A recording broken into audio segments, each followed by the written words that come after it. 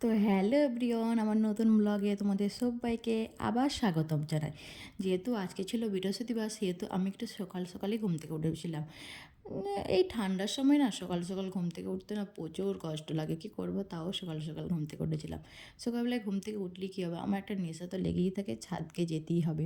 এই সকালবেলায় ঠান্ডা পরিবেশ, তারপরে মেঘের আঁকা ফাঁক দিয়ে সূর্যি মামা উঁকি মারছে, সেই দৃশ্য দেখতে না আমার খুবই ভালো লাগে।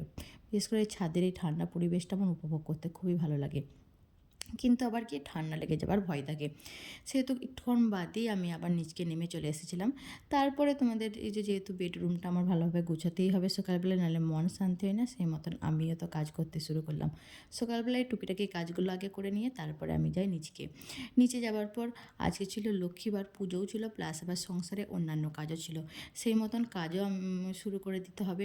তারপরে বেডরুমটা গুছাতে গুছাতে আজকে মনে পড়ে গেল, যেহেতু উপরটা আজকে মোছার ব্যাপার আছে, সেহেতু আমিও আজকে গোটা উপরটা আগে ঝাঁট দিয়ে দিলাম। যেহেতু উপরের কাজটা কমপ্লিট করে যাবো, নিচেটা করলে না মনটা একটু শান্তি থাকে, না উপরে আর কোনো কিছু আসতে হবে না, করতে হবে না, এরকম ব্যাপার থাকে।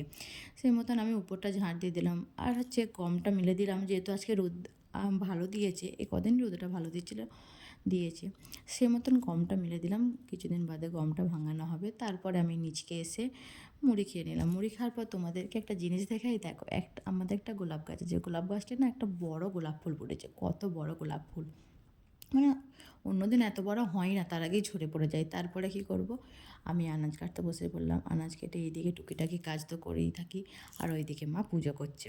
মা বরাবরই পুজো করে, তার জন্য মায়ের পুজো করে, আর আমি এইদিকে অন্যান্য টুকিটাকি কাজ করতে থাকি।